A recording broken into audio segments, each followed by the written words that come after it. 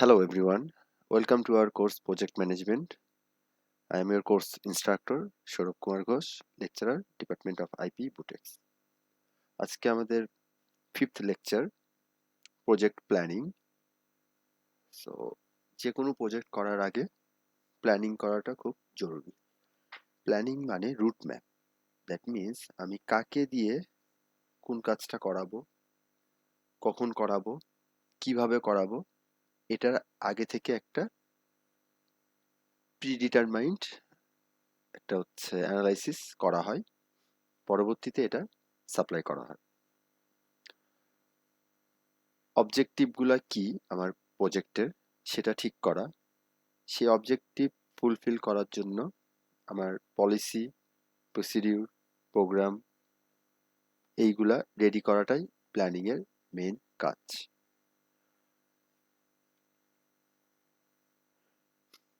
তাহলে আমরা in short বলতে পারি প্ল্যানিং মানে predetermined course of action within a forecasted environment.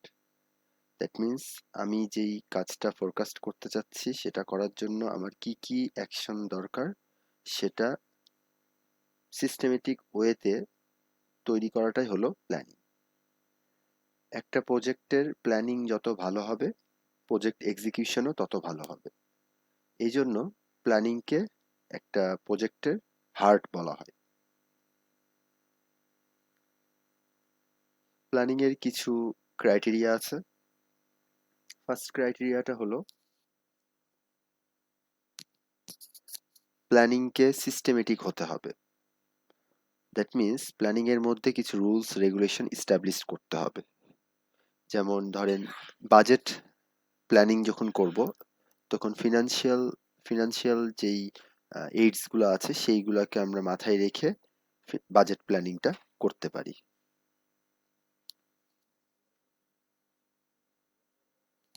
আমার প্ল্যানিংটা ফ্লেক্সিবল হতে হবে। আমরা ফার্স্ট লেকচারে বলেছিলাম আমাদের প্রজেক্ট একটা ইউনিক কাজ, এখানে আনসার্টেনিটি অনেক বেশি থাকে। দ্যাটস ওয়াই প্ল্যান একটা থাকলে চলবে না, প্ল্যান বি, সি এবং অল্টারনেটিভ অনেকগুলো প্ল্যান রাখতে হবে।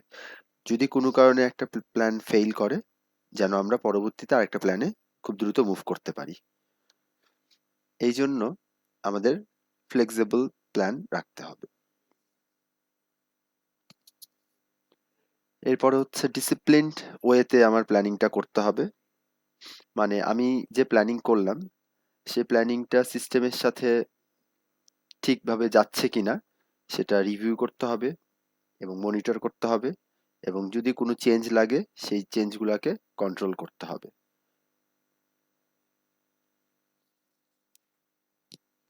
লাস্ট যেই পয়েন্টটা, প্রজেক্ট ওয়ার্ক হলো মাল্টিডিসিপ্লিনারি ওয়ার্ক। সো এখানে একসাথে অনেকগুলা ফাংশনাল ব্যাকগ্রাউন্ডের লোক কাজ করবে। তো এই লোকগুলাকে নিয়ে আপনার প্ল্যানটা সাজাতে হবে। সো রিজনেবল ইনপুট দিয়ে প্ল্যান যাতে ইনকর্পোরেট করা যায় তার ব্যবস্থা থাকতে হবে। এরপরে আমরা চলে যাই যে আমরা যদি প্ল্যানিং ঠিকভাবে না করি, পোর প্ল্যানিং যদি হয় সেক্ষেত্রে আমাদের কি কি বিপদ হতে পারে। Number 1, wild enthusiasm. Number 2, chaos. 3, search for guilty. 4, punishment of innocence. And last, promotion of non-participants. এক এক করে আমরা আসি। ফার্স্টের যেই পয়েন্টটা আছে এই পয়েন্টটা দ্বারা মিন করতেছে যে অবাস্তব কোনো চিন্তা করা যাবে না, অবাস্তব কোনো প্ল্যান করা যাবে না। অবাস্তব প্ল্যান নিয়ে যদি আপনি আগান তাহলে প্রজেক্টটা ফেল করবে। So enthusiasm is very good, but wild enthusiasm is not good for planning. কারণ enthusiasm থাকলে আপনি উৎসাহ থাকলে আপনি কাজটা করবেন, আরো কি কি ইমপ্রুভমেন্ট করা যায় সেই বিষয়গুলো নিয়ে চিন্তা করবেন। কিন্তু যদি সেটা অবাস্তব চিন্তা হয় সেটা তো এক্সিকিউট করা সম্ভব না। সো যখন দেখবেন আপনি প্ল্যান একটা অবাস্তব প্ল্যান করে রাখছেন যেটা কোনোদিন করা সম্ভব না, তারপরে আপনি এক্সিকিউশনের সময় গিয়ে দেখলেন যে এটা তো সম্ভব না, সেক্ষেত্রে time loss, money loss, effort আপনি যেটা দিলেন সেটাও লস হবে।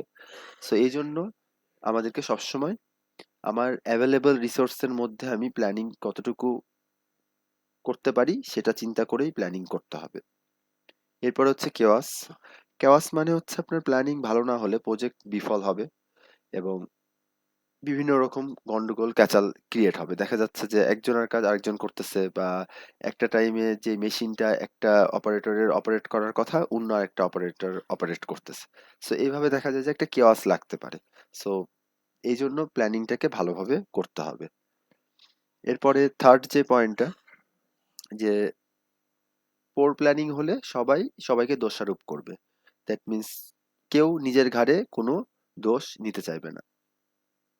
ম্যানেজার, প্রোডাকশন ম্যানেজার বলবে যে হচ্ছে যে টপ লেভেল ম্যানেজমেন্টের এটা দোষ যে তারা তাকে বাজেট দেয়নি।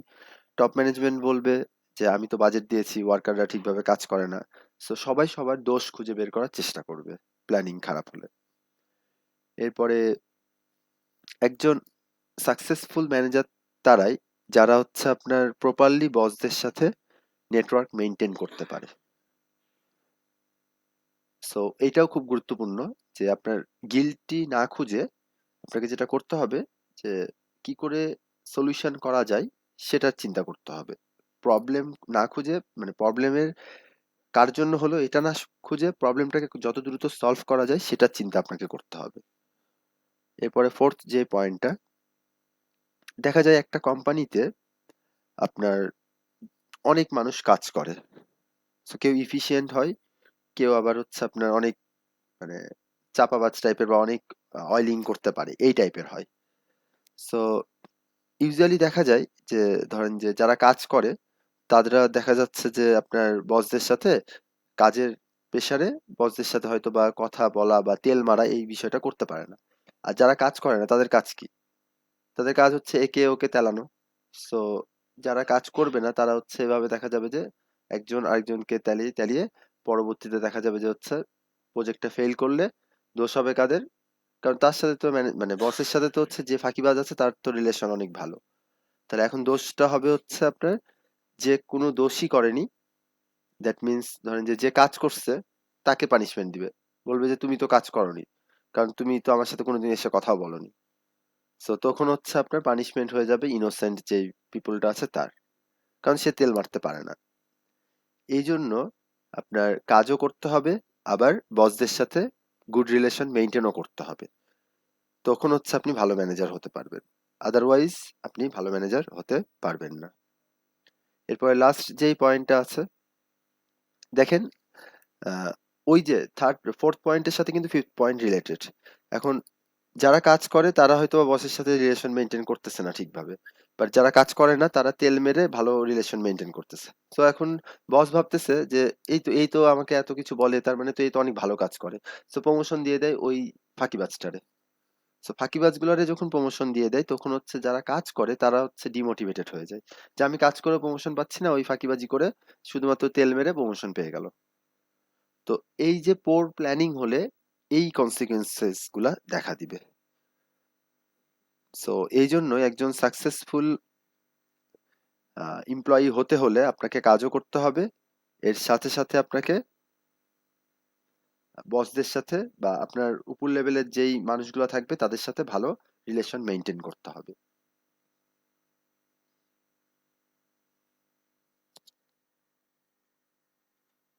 আমরা কেন প্ল্যানিং করি? প্ল্যানিং করার ফার্স্ট রিজন যেটা, যে প্ল্যানিং মানে ফোরকাস্টিং করা, আর আনসার্টেনিটি ফোরকাস্টিং এর সাথে রিলেটেড। তাহলে এই যে আনসার্টেনিটি বা রিস্ক যেটা থাকবে সেটাকে রিডিউস করাটা হচ্ছে প্ল্যানিং এর রিজন। যে আমি কয়েকটা অল্টারনেটিভ সলিউশন তৈরি করে রাখলাম, কয়েকটা অল্টারনেটিভ প্ল্যান তৈরি করে রাখলাম, এখন ওই অনুযায়ী আমি হচ্ছে কাজটা করব। সো আনসার্টেনিটি এখানে আমি হচ্ছে ইজিলি দূর করতে পারবো। এর পরের পয়েন্টটা হচ্ছে আপনার যে অপারেশনাল মানে ইফিসিয়েন্সিটা ইমপ্রুভ হবে। কেন? আপনি যত ভালো প্ল্যান করবেন, প্ল্যানিং মানে কিন্তু হচ্ছে রাইট টাইমে রাইট প্লেসে রাইট মানুষকে বা রাইট মেশিনটাকে পাওয়া। সো শিডিউলিং এর মধ্যে আছে। যখন হচ্ছে আপনি এই কাজগুলা করবেন তখন যেটা হবে যে একটা মানুষ জানবে যে তার কখন কোন কাজটা করতে হবে। সো এভাবে আমরা প্ল্যানিং এর মাধ্যমে ইফিসিয়েন্সি বাড়াতে পারি। এরপরে দেখেন থার্ড যে পয়েন্টটা, প্ল্যানিং আমাদেরকে কিন্তু আলটিমেট আমাদের যে অবজেক্টিভ আছে সেটা আন্ডারস্ট্যান্ড করতে সাহায্য করে। যেমন হচ্ছে অনেক সময় অবজেক্টিভ অনেক কঠিন থাকতে পারে বা অস্পষ্ট থাকতে পারে। সো প্ল্যানিং যেটা করে যে ওই অবজেক্টিভটাকে কয়েকটা ভাগে ভাগ করে নেয়, ভাগ করে দেখা যায় যে ছোট ছোট অবজেক্টিভে বা ছোট ছোট গোল সে হচ্ছে ফুলফিল করার জন্য প্ল্যানটা তৈরি করে। তখন যেটা হয় যে একটা হিউজ টাস্ক করাটা একটু প্রেশারের বা ওই অবজেক্টিভটাকে ধরাটাও অনেক প্রেশারের। সো দ্যাটস ওয়াই দেখা যায় যে একটা বড় কাজকে 10টা বা 20টা ভাগে ভাগ করে নিয়ে প্ল্যান ওয়াইজ কাজটা করা হয়।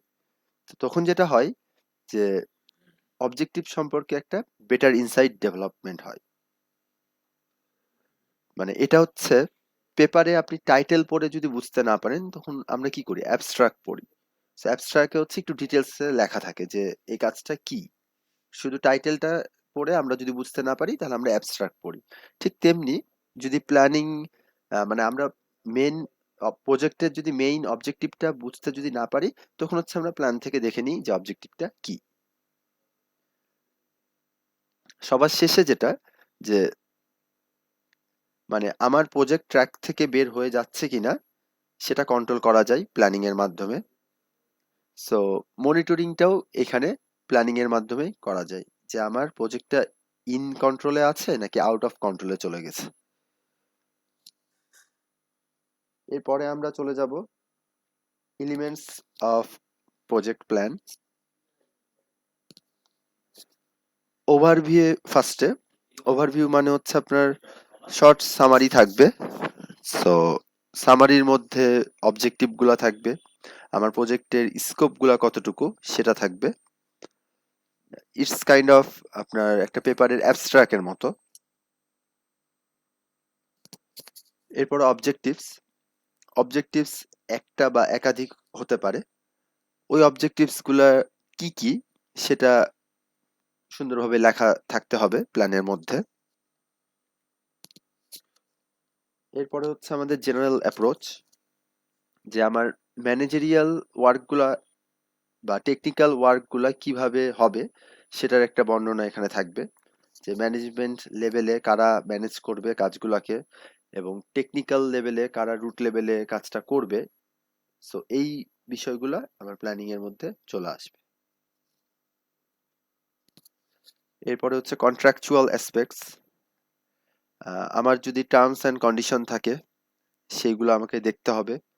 গভর্নমেন্ট বা নন গভর্নমেন্ট কোনো অর্গানাইজেশনের সাথে যদি কোনো টার্মস অ্যান্ড কন্ডিশন থাকে সেইগুলোর পেপার ওয়ার্কগুলো রেডি রাখতে হবে। এরপরে হচ্ছে শিডিউলিং, শিডিউলিং মানে হচ্ছে আপনার ওই যে টাইমটাকে হচ্ছে ডিভাইড করে টাস্কগুলোকে অ্যাসাইন করে দিতে হবে।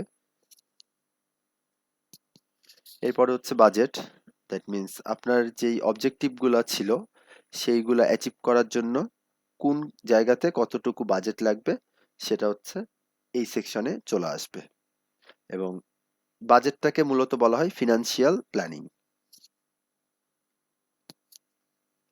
রিসোর্সেস, আপনার কি পরিমাণ র ম্যাটেরিয়াল আছে বা আপনার কতগুলা মেশিন লাগবে, ম্যান পাওয়ার কতটুকু লাগবে, এইগুলা হচ্ছে প্ল্যানিং এর মধ্যে চলে আসবে। রিস্ক ম্যানেজমেন্ট প্ল্যান, সো এটার ওই যে আমাদের যে আনসার্টেনিটি গুলা ছিল সেইগুলাকে হচ্ছে আপনার দূর করবে। কিভাবে দূর করবে? ওই যে ব্যাকআপ প্ল্যানের মাধ্যমে।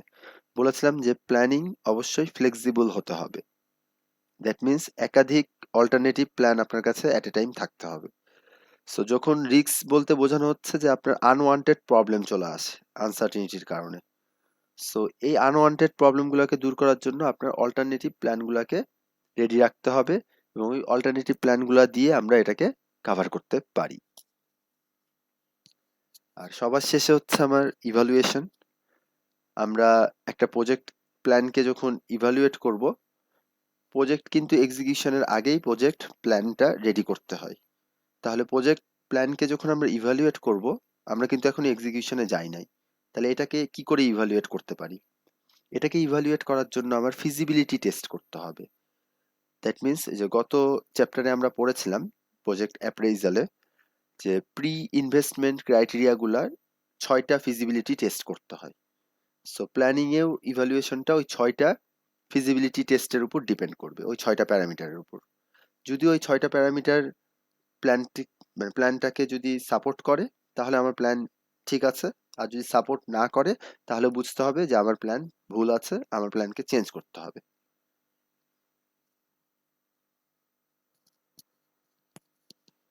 বেশ কিছু স্টেপ আছে ইফেক্টিভ প্ল্যানিং এর, সেই স্টেপগুলো যদি ফলো করা যায় তাহলে একটা ভালো প্ল্যান তৈরি করা সম্ভব। আর প্ল্যান যত ভালো হবে এক্সিকিউশন তত ভালো হবে, এক্সিকিউশন যত ভালো হবে প্রজেক্টের পারফরমেন্সও তত ভালো হবে। সবার প্রথমে হচ্ছে আমার স্টেটমেন্ট অফ ওয়ার্ক, এরপরে হচ্ছে আমার মাইলস্টোন শিডিউলিং, থার্ড যে পয়েন্টটা সেটা হচ্ছে আমার অ্যাকশন প্ল্যান।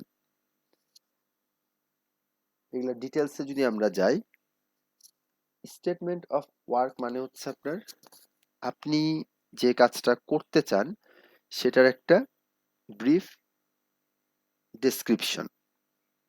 এর মধ্যে 4টা বিষয় থাকে। নাম্বার 1 অবজেক্টিভ, অবজেক্টিভের মধ্যে থাকবে হচ্ছে যে আমি কি কি করতে চাচ্ছি, মানে আমার পারফরমেন্সটা।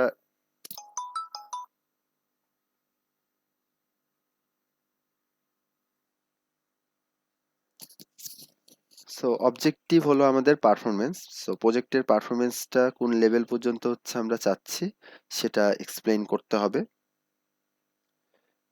সেকেন্ড পয়েন্টটা হচ্ছে ব্রিফ ডেসক্রিপশন, দ্যাট মিনস আপনার যে টাইটেল বা অবজেক্টটা ছিল সেটার একটা ব্রিফ ডিসকাশন দিতে হবে।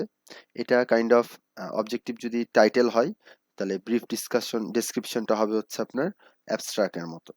সো আপনার হোল কাজটার একটা অ্যাবস্ট্রাক্ট হচ্ছে ওইখানে দিয়ে দিতে হবে। থার্ড যে পয়েন্টটা বাজেট কনস্ট্রেইন গুলা কি কি, আমার কোথায় কত টাকা করে আমি পাবো সেটা হচ্ছে আপনাকে ডিফাইন করতে হবে। আর লাস্ট যে পয়েন্টটা যে আমার টাইম কতটুকু আছে এবং আমি ওই অনুযায়ী শিডিউলিং করব। সো এইগুলো হচ্ছে আমার statement of work.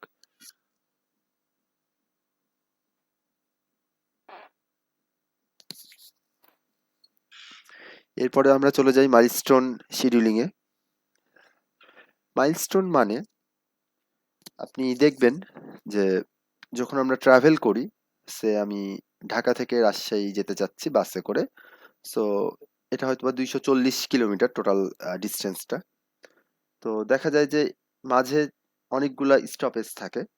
So stoppage গুলাতে হচ্ছে আপনার ওই যে মাইলস্টোন বোর্ড লেখা থাকে যে এখন রাজশাহী, ধরেন যে গাজীপুর গেছি তো লেখা আছে ওখানে রাজশাহী এখনো 195 কিলোমিটার।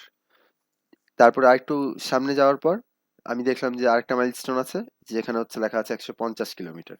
তাহলে এই যে মাইলস্টোন গুলো লেখা আছে এইগুলা হচ্ছে প্রজেক্টের ক্ষেত্রেও প্রযোজ্য। এবং এইগুলা কেন লেখা থাকে, এইগুলো আমাকে ধারণা দেয় যে আমি কাজটা কতদূর পর্যন্ত করেছি, আমি কতদূর পর্যন্ত কাজটা কমপ্লিট করতে পেরেছি আর আমার কতটুকু কাজ বাকি আছে। তো এটার উপর কিন্তু অনেক কিছু ডিপেন্ড করে। এটার উপর ডিপেন্ড করে দেখেন যে আমি যখন মানে কখন ব্রেক নিতে হবে আমার, ধরেন যে এই যে 240 কিলোমিটার ট্রাভেল করতে হবে, সো ট্রাভেল করার সময় কোন জায়গাটায় আমি থামলে ব্রেক নিতে পারবো, কখন আমি লাঞ্চ করব, মানে কখন আমি হচ্ছে মানে আমার যাত্রীকে নামাবো। সো এই বিষয়গুলো কিন্তু ওই মাইলস্টোন থেকে আমি জানতে পারি। ঠিক আছে, সো ওই মাইলস্টোন থাকলে আমি হচ্ছে আমার কাজগুলোর প্রোগ্রেস সম্পর্কে খুব ভালোভাবে জানতে পারবো। দ্যাট মিন্স ইনিশিয়াল পয়েন্ট আর এন্ড পয়েন্টের মাঝে কতগুলা সাব পয়েন্ট থাকবে, ওই পয়েন্টগুলোতে আমার কাজগুলা অ্যাক্টিভিটিস গুলা চেক করতে হবে এবং আমি যদি কাজগুলো করতে পারি ওইটার উপর ডিপেন্ড করে আমি হচ্ছে আমার মাইলস্টোন গুলা ঠিক করব।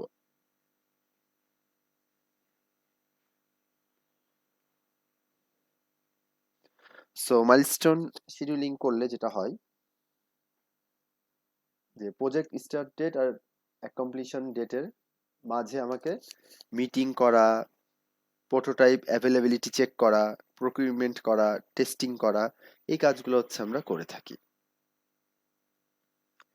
এরপরে হচ্ছে আমার অ্যাকশন প্ল্যান। সো প্ল্যানিং এর একটা পার্ট হচ্ছে অ্যাকশন প্ল্যান।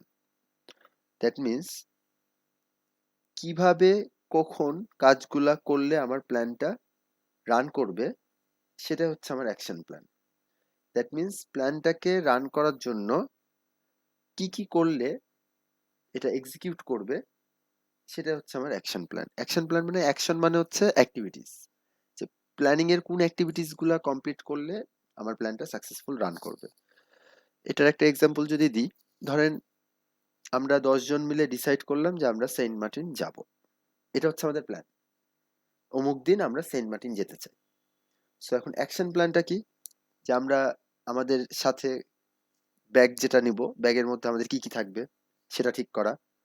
এরপরে হচ্ছে আমরা কোন যানবাহনের মাধ্যমে যাব সেটা ঠিক করা।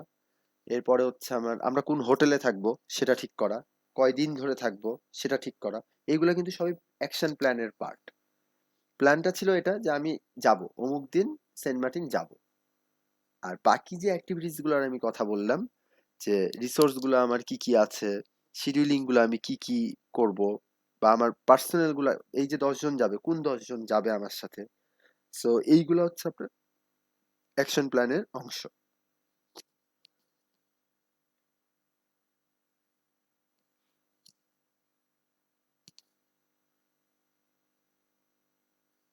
মোট কথা হলো যে প্ল্যানিং এ কিছু টাস্ক থাকে, ওই টাস্ক গুলা আমরা কিভাবে করব, কখন করব, কাকে দিয়ে করাবো, এটা ঠিক করাটাই হচ্ছে অ্যাকশন প্ল্যান।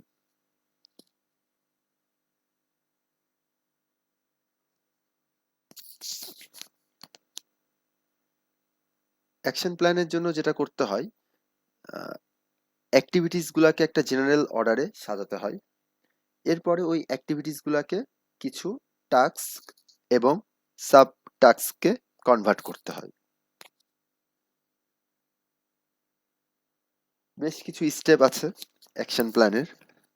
ফার্স্ট স্টেপ হচ্ছে আপনার অবজেক্টিভ ধরে প্রসেস প্ল্যানটা রেডি করা।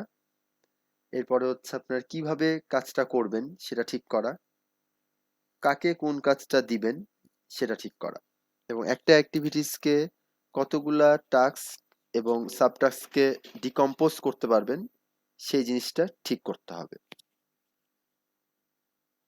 এরপরে আমরা যদি নেক্সট টপিকে চলে যাই, লিনিয়ার রেসপন্সিবিলিটি চার্ট।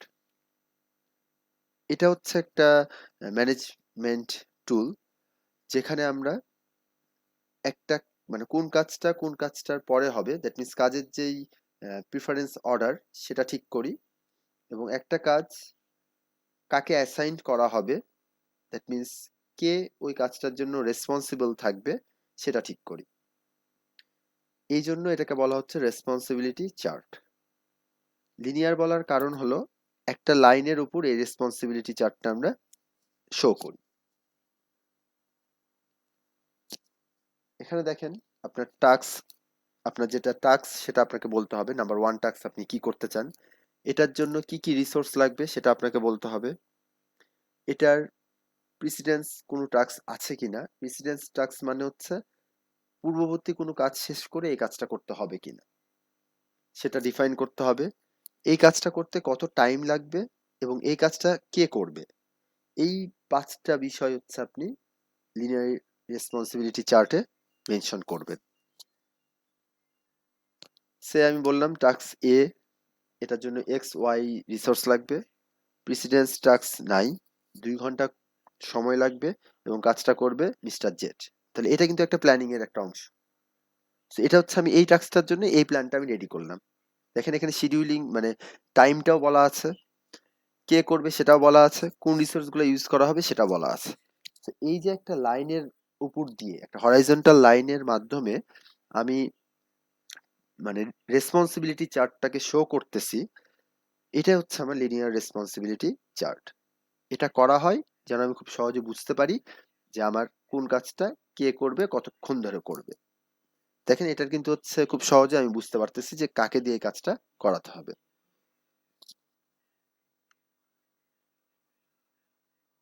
আবার একটা কাজ হয়ে যাবে, ওই কাজটা দেখা যাচ্ছে যে আমরা কেটে দিলাম, তারপরে নেক্সট টাস্কে চলে গেলাম। এভাবে বেশ কয়েকটা হচ্ছে আপনার লিনিয়ার লাইন থাকবে। সো সবগুলা লিনিয়ার লাইন যখন কমপ্লিট হয়ে যাবে, কাটা হয়ে যাবে, তখন আমি বুঝবো যে আমার কাজটা সম্পূর্ণ হয়েছে। এরপরে আমরা যদি চলে আসি ওয়ার্ক ব্রেকডাউন স্ট্রাকচারে, আমরা একটা কাজকে অনেক সময় ব্রেক ডাউন করে কাজটা করি। এটা আমরা কখন করি? যখন কাজটা অনেক বড় হয়ে যায়। তো তখন আমরা যেটা করি যে একটা কাজকে গ্রুপ ওয়ার্কে ভেঙে গ্রুপে সবাই মিলে একসাথে করতে পারি। সো যদি আমার একার পক্ষে একটা কাজ করা সম্ভব না হয় এবং বিভিন্ন ফাংশনের জন্য টোটাল কাজকে ডিস্ট্রিবিউট করতে হবে। ফর এক্সাম্পল ৫ তলা পর্যন্ত ধরেন আমার মেন স্ট্রাকচার যেটা আছে সেটা আমি দাঁড় করাই ফেলছি একটা বিল্ডিং এর। এখন আমি করতে পারি কি, ৫টা মানুষকে ৫টা তলার জন্য দেওয়াল তোলার জন্য আমি কাজে লাগাতে পারি।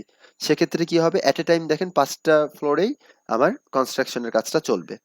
তাহলে আমি খুব দ্রুত হচ্ছে প্রজেক্টটা মানে কমপ্লিট করতে পারবো, কাজটা শেষ করতে পারবো। সো এই জন্য আমরা ওয়ার্ক ব্রেকডাউন করে থাকি। এখানে একটা বিষয় মাথায় রাখতে হবে, এই যে আমি ৫জনকে ৫টা ফ্লোরে দায়িত্ব দিলাম, এই ৫জনকে দায়িত্ব যেটা দিলাম সেটা আমার বাজেট যেটা আছে সেই বাজেটের মধ্যেই কিন্তু করতে হবে। সে ধরেন যে ৫টা ফ্লোরে ৫জনকে না দিয়ে একটা ফ্লোরে আমি ৫জনকে দিলাম, তাহলে কি হতো যে একটা ফ্লোর কমপ্লিট হতো, তারপরে আবার সেকেন্ড ফ্লোর কমপ্লিট হতো। কিন্তু আমাকে তো ওই ৫তলা বাড়িটা আমাকে এট এ টাইম বুঝাই দিতে হবে। সো সে আমাকে হচ্ছে ১ মাস টাইম দিয়েছে। সো ১ মাসের মধ্যে হচ্ছে ওই বাড়ির ইন্টেরিয়র ডিজাইন করে আমাকে মালিককে বুঝাই দিতে হবে। তো সেক্ষেত্রে আমি যদি একটা একটা ফ্লোর করে কাজ করে যদি আগাই, তাহলে দেখা যাচ্ছে যে আমি কাজটা ওই ১ মাসের মধ্যে শেষ করতে পারতেছি না। অথচ আমি যদি ওই কাজটা ৫জনকে ৫টা ফ্লোরে যদি দিই, তাহলে দেখা যাবে যে হচ্ছে যে কাজটা এট এ টাইম আগাতে থাকতেছে এবং খুব দ্রুত আমি কাজটা শেষ করতে পারবো। এইখানে বিষয়টা হলো যে মানে একটা বড় কাজ মানে একজনকে মানে একটা বড় কাজ আমি হচ্ছে ভেঙে ছোট কয়েকটা কাজে ডিভাইড করে কাজটা করতেছি। এটাই হচ্ছে এখানকার মেন সুবিধা। প্যারালালি কাজ করতে পারি, সেম টাকায় আমরা প্যারালালি কাজ করতে পারি এবং কম সময়ে কাজটা শেষ করতে পারি।